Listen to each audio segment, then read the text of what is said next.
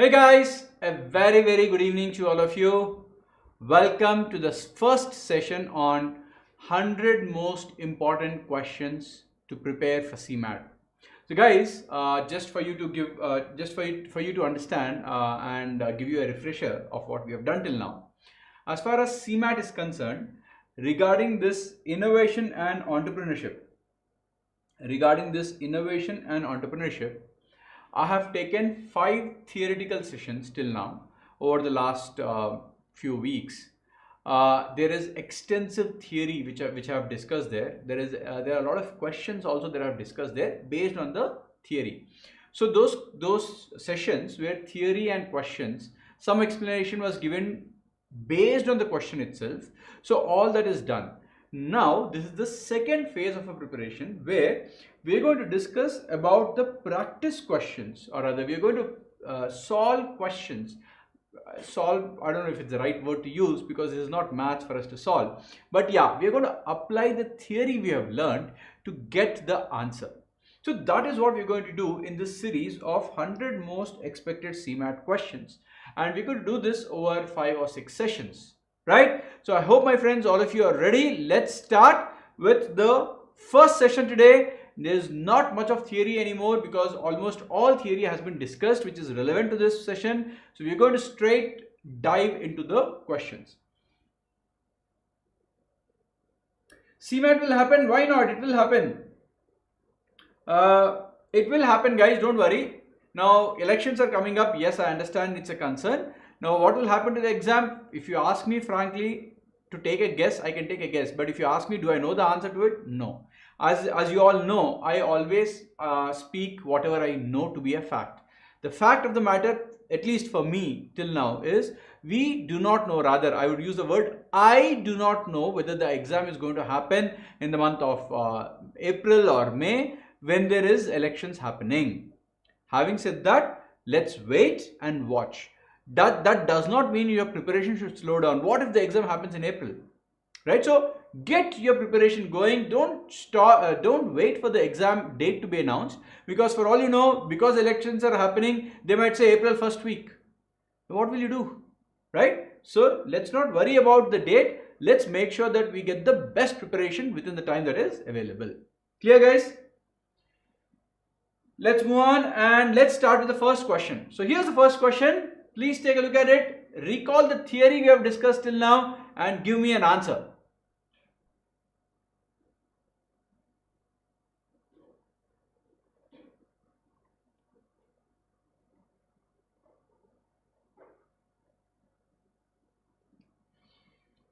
Anyone? What are the answers? Which one of the following theory has the attribute of moderate risk taking? Moderate risk taking as a function of skill, not chance. What is the answer?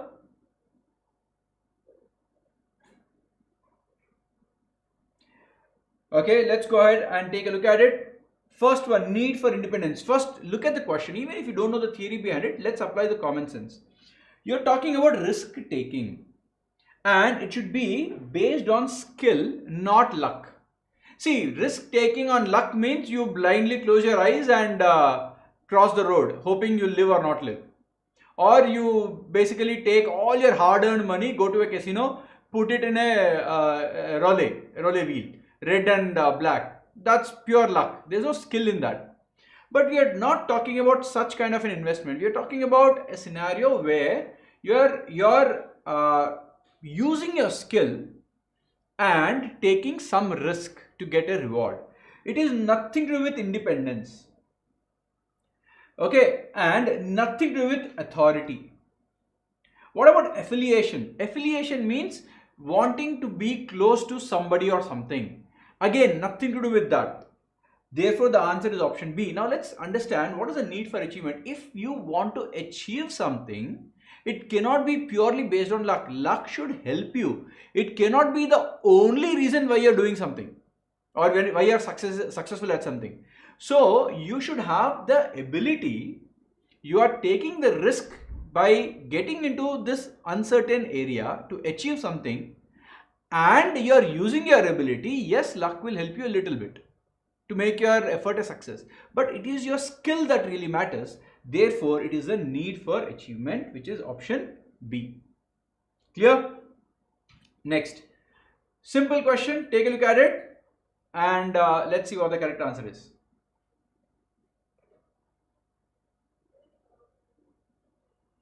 Again, not very difficult, very simple answer.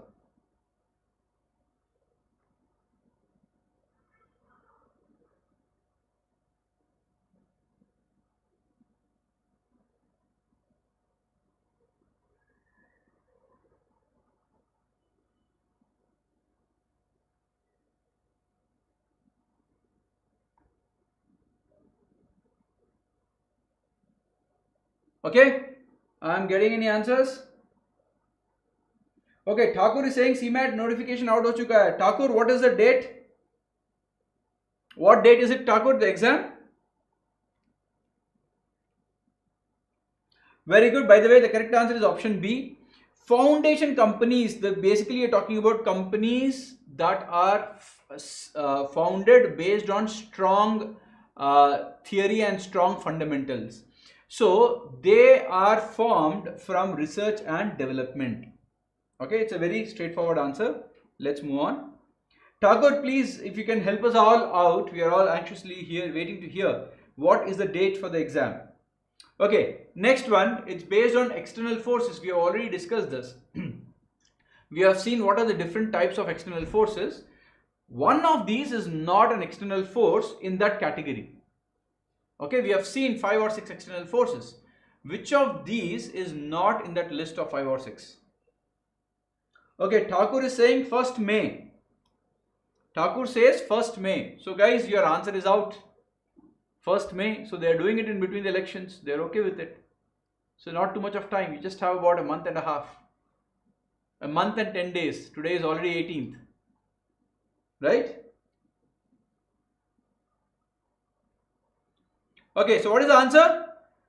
Economic forces. This is a part of the list. So this is not your answer. They are asking you except. Except means which of them is not in the original list. Socio-economic forces, if you remember, societal is external force, political is external force, economic is also external force. Socio-political is a combination of socio and economic.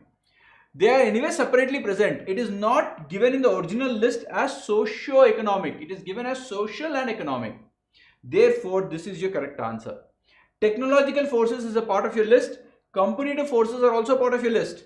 So, social, political, economic, technological, competitive and legal. All of these are external forces. But socio-economic is a combination of 2 of those. It's not a new thing. Already there are 5 or 6 separate ones. This is just a combination of those 2. So that is not technically an answer. Okay. Thakur, what do you mean by tentative date not confirmed? What is mentioned on the website? If the notification is out, it should be out with the website date, right? Did they mention that it is a tentative date in the website itself? Please help us out, Thakur. Okay, next question. A dash is a professional money manager who makes risk investment from a pool of equity capital to obtain a high rate of return on investments. You're going to invest your money in slightly risky investments to get a high return on investment. Who is that person? The correct answer, yes, very clearly, is a venture capitalist. A venture capitalist is a person who funds small businesses which are starting off.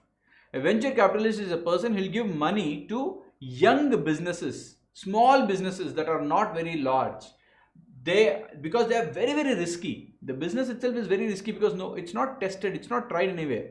So will it succeed or fail? Nobody knows. That's the reason why the risk is very high. However, if at all the business works, then you will make a killing in the valuation of the company. Hence, the reward is very, very high. So such people are called venture capitalists. Next, question number 5. Members of distribution channels are excellent sources of new ideas because. It's a very interesting statement. Take a look at it and come up with the correct answer. I'll give you about 30 seconds to think.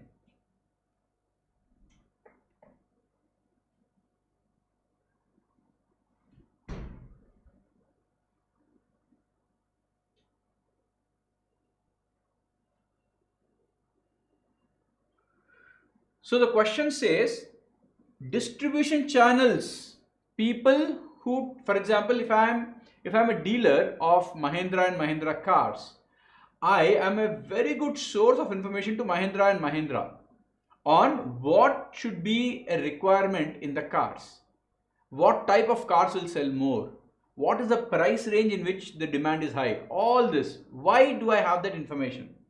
Okay, why do I have that information? Because they are familiar with the needs of the market. They are familiar with the needs of the market. They are the direct point of contact with the customers. They sell the cars to the direct customers. See, remember, Mahindra company does not sell cars to the customers. It's a dealer who will sell. So who is directly talking to the customer every day? It is the dealer. Because of which the dealer will understand what is the requirement of the customers on a day-to-day basis, and based on that they will be able to give the information to Mahindra. So that is your answer. Which of the following geographical area is having least interest to US entrepreneurs? Let's take an answer. Let's see how many of you get this correct. So US entrepreneurs have the least interest in this area. Which country's area or which continent's area is this?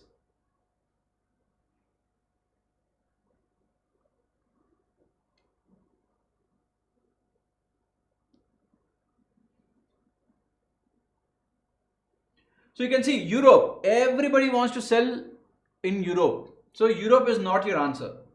The Far East. What comes under Far East? In the Far East, you're talking about Japan. You're talking about China. You're talking about your Singapore. All of such countries. And you can definitely know that any new technology would want to sell in Japan, China and Singapore. Even Tesla has gone to China first before coming to India. So definitely Far East is not your answer. They are interested there.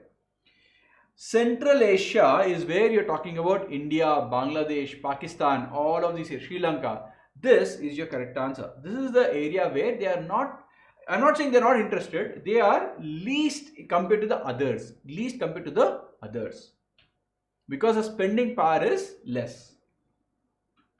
Okay. Next. This is a direct data point, guys. Andrew Carnegie is an example of entrepreneur of which century? The correct answer, it's a data point directly. It's option B.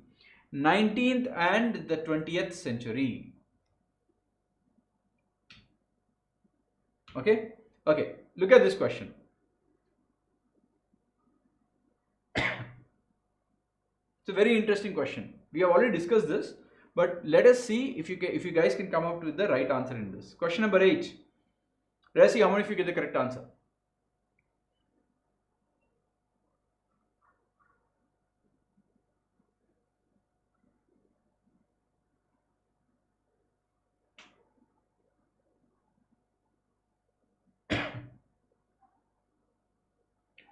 Which of the following factors has allowed small companies to act like they are big ones? Which means small companies can compete with big ones. Which of these factors? Now let us see, is customers the answer? Remember, if you are a small company, you will have less customers. If you are a big company, you will have large number of customers. So how can customers be a reason? That is not the reason. Competition. In fact, for a big company, if the competition is more, it can still fight and survive. For a small company, if the competition is more, it is very difficult for it to survive on its own. So this is not your answer. Economic development. Remember, an economic development will benefit the big company also and the small company also. If a country is economically developing, it will benefit both. So this is also not your answer. A technology could be the correct answer. Why? Because technology will help a small company do the same thing that a big company is doing. If I have new technology today, I can compete with an Amazon using this new technology, which can reduce the gap between that big and small. So it's the technology which will make my company look big, although I am a very small company. Just to take an example. Today, if I want to run a business like Amazon, I don't need to have a company, sorry, not Amazon. If I want to run a business to sell my products, I don't need to have a offline store like a Walmart everywhere. Today, I can go and set up a website, have my products, and make sure that people in and around my area know that I exist. I can do it through digital marketing. I can do it through various other means using technology. So I will appear as if I'm a big company there because I'm using technology and making sure that my product is reaching the people very, very quickly. So they will feel, oh, this guy is good, this guy is a big company, he's doing very good things. But actually, I'm a very small company, just making sure that I'm utilizing the right technology to appear as if I'm as quick as Amazon. Right? So that is your answer. Next, the business plan should be prepared by. It's a very straightforward answer. Business plan should be prepared by.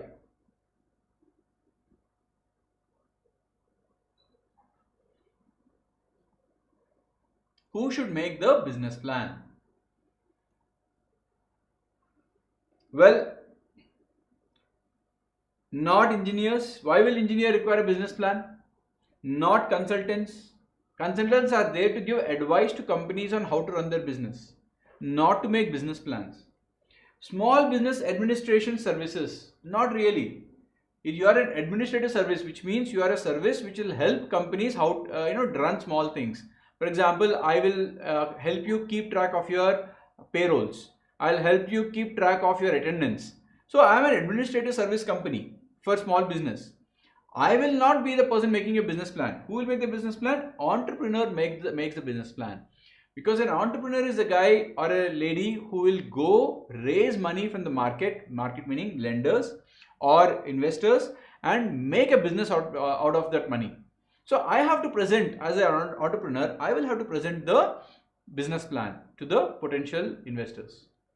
Okay, it's a straightforward answer. By the way, guys, we have a CMAT special course, 20 plus CMAT live lectures. Now that you know that tentative date is about May 1st, you have 1 month time. We have 50 engaging videos. We have 5 mocks and 10,000 plus topic tests on all the topics that are there in your CMAT exam. And of course, we give you 10 additional sectional tests for SNAP, NMAT and CAT, which is basically if you guys are preparing for CAT 2024, you'll have this too. So if you guys are interested, please join our course. It's been very recently started. You can reach out to our counselors for any additional information, right? But let's move on to the next question. Question number 10.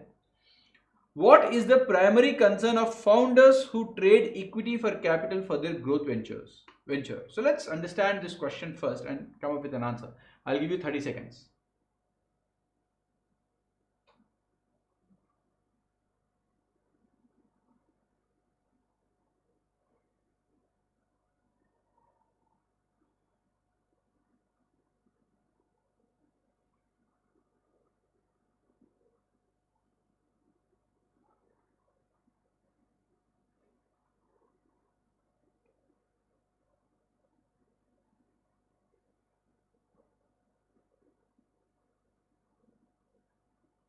Okay, so what is the primary concern of founders who trade equity for capital? So they are giving up a part of their company to get money. Why are they doing it? Why are they doing it? What is the concern? Their concern is capitalization. Capitalization means having adequate money to make sure that my business grows. It is not control. If I am worried about my control, why am I giving up control? Control means owning the entire company. If I'm worried about owning the entire company, why am I giving it off? That is not the reason. Valuation. Remember, valuation will increase when people buy a part of my company for a value, right? So it is not the reason. Investor capabilities, not necessarily the reason. I will not go to an investor and give my company because I want his advice. If I want his advice, I'll pay him a lot of money and take him as an advisor on my board. I don't have to give him a piece of my company. That is not your answer. The main answer is capitalization, to make sure that the company has funds to grow forward. That is your answer. Okay, next.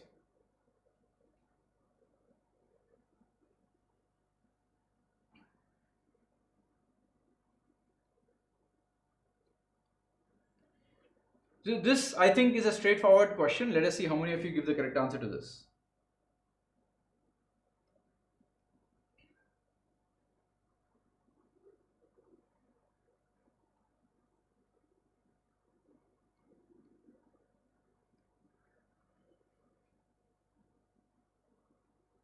The importance of intellectual property should be understood by entrepreneur even before engaging an attorney. This is the only thing that makes sense in the list of options. Hiring a manager and intellectual property has got nothing, no link. Developing a product and IP. You should not be worried about intellectual property before you develop the product. First develop the product, then worry about the intellectual property. Okay? Establishing a new venture. Once again, you will not talk about how will I protect my business even before you have the business. First start the business. However, once you start the business, once you make a product, then you want to go to an attorney to protect your business and protect your, especially the product. So you should know, for you to go to an attorney, you should first understand the importance of the intellectual property rights. Only if you know the meaning of IP rights and the importance of it will you be going to an attorney in the first place. So that is your correct answer. B is the correct answer. Option B. Clear, guys? 12th question. Again, a very interesting question. Take a look at it. I'll give you 30 seconds to come up with the correct answer.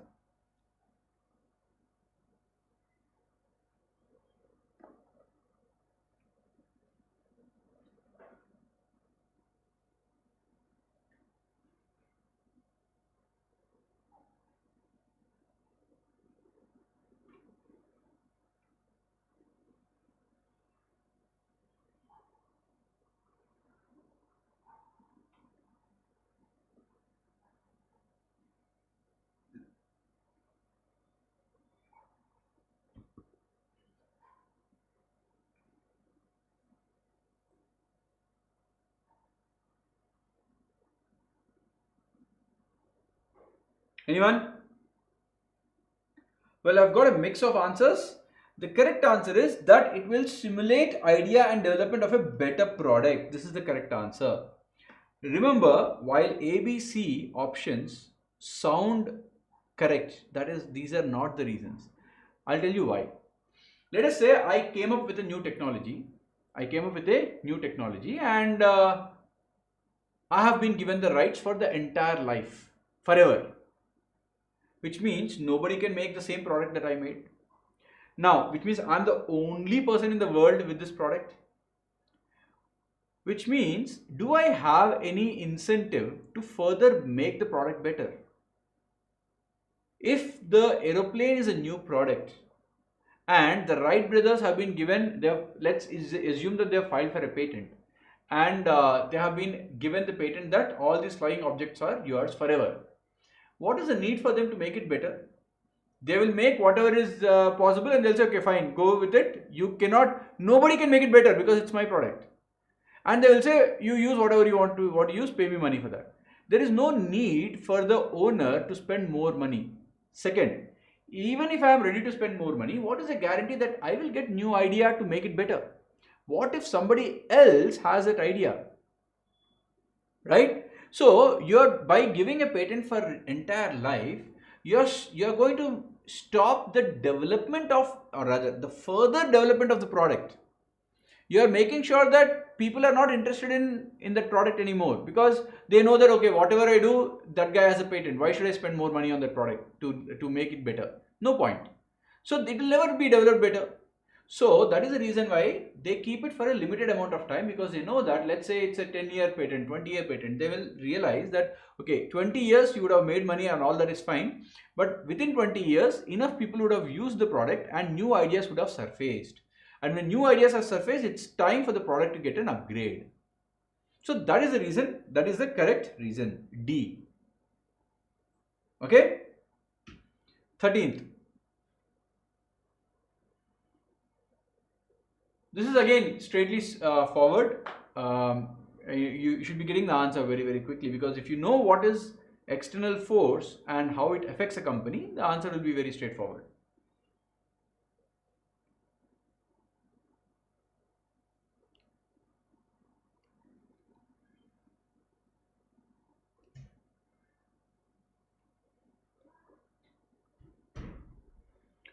Alright, external forces directly affect all of the following except. So we are looking at 3 options where external forces affect and 1 option where the external forces do not affect. Market segmentation strategies, definitely it is going to be affected by external forces. So how I segment the market depends on various economic forces, various social forces, various technological forces, and so on and so forth. So it is a thing that gets affected externally, therefore not my answer. Type of products or services offered, again it is depending on external forces. See, if you go to a very conservative society and show them a movie which is in today's trends, very brazen that way, the movie will be a flop. Or if I go to a very conservative society and tell them to do things which are in today's society is accepted normal, then again they will not accept it. So the products or services that I'm offering depends on the people that I'm trying to go to, the societal people or the people in the society that I'm going to go to. And because society is an external factor, definitely my product and service gets affected by them. Hence, this is not my answer. This will get affected, therefore not my answer. Management structure of the organization, and this is your correct answer. Why? Because the management structure of the organization is a function of the organization within. You don't worry about the external forces, or the external forces will not touch how a company is run. A company's running is dependent upon the board of directors, the chief executive, and the promoters or the management directors or whatever, whoever is at the top. Now they will behave based on their understanding and their learnings. It is not dependent on the external factors. Therefore, that is the correct answer. That is the correct answer. Okay. Similarly, choice of business to acquire or sell is again a function of external factors. If I am deciding which business to buy or which business to sell, it depends on which market am I dealing with, which means again it's an external force. So it is getting affected, hence D is not my answer. Clear, guys? Let's look at the 14th question. Which of the following is alternatively called corporate venturing? Very interesting question. We know all the topics here. Go ahead and give me an answer.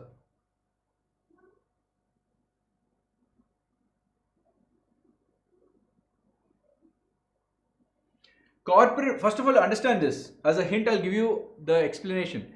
Corporate venturing. You know what is a venture capital? A venture capital is an individual or a small group of people who are coming together to give money to a new business. Corporate venturing is the same money is coming, but it is coming from a corporate. It is coming from an organization, not from a small group of people or an individual. So why will a corporate do this? It will do it because it wants to develop a new product and it wants to support a new team within the corporate, within the organization. And that process is called entrepreneurship. If you remember, entrepreneur is a person who takes money from outside sources. Entrepreneur or entrepreneurship is the process where within the company you set up a small team and work as a startup, and the parent company will start giving you funds and you will utilize the services or the help of the parent company. Such a evolution is basically called as entrepreneurship. We have discussed this entire theory. I hope you remember. So the correct answer is option A. Okay. Last question for the day. Government can help in forming new venture by providing. What should the government give for new ventures to start off? Okay, look at this. The options are interesting here. Huh? Let's see how many of you get the correct answer. By the way, this is the last question, guys. So give me your best answers.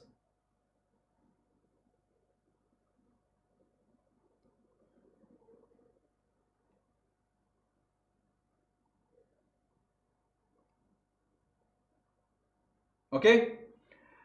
So the correct answer here is infrastructure. Now, if you notice, finance or funds both mean the same.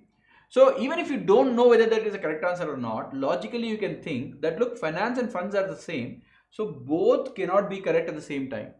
True or false? Right? Both cannot be true at the same time. So they cannot be two answers, hence A and D are gone. Now the distance is the topic is between technology and infrastructure. Now how can the government give technology? You are the person, you are the product, you are the service. You are supposed to come up with technology, not the government. Government is supposed to give you infrastructure. What does it mean? It is supposed to use technology and develop bridges, develop railroads, develop roads, make sure that the website and the portal is working fine. All of these will help in businesses run faster and better. Come up with rules which are clear, come up with taxation regulations, all of them which are clear, no ambiguity. All this is called as infrastructure putting in place. So government is supposed to do that. Remember, government should not give money to individual companies. It's not the job of the government. The job of the government is to make sure that the environment is nice for companies to come and do business. The environment is conducive for the companies to come and do business. It is not the job of the government to say, okay, take money, okay, I'll give you new technology, I'll give you new this, new that. No. It is their headache, the entrepreneur and the company's headache to find all of those. Provided the government allows a very nice environment where they can come and happily do business, provided they know how to do business. Right? So that is your answer. Okay? Or this we already discussed. Okay. Fine guys. So that brings me to the end of the session. I hope you guys have enjoyed the session and learned a little bit. It's also like a refresher of your theory. We will be having 100 such questions. We have done about 15 questions today. We'll be coming up with 85 more over the subsequent classes. So please stay tuned to our sessions and don't miss them. Please click on our subscribe button if you're not already a subscriber, or click on the notification button, because we have a ton of classes coming your way. Thank you, my friends, and have a wonderful evening. All the best and see you in the next one.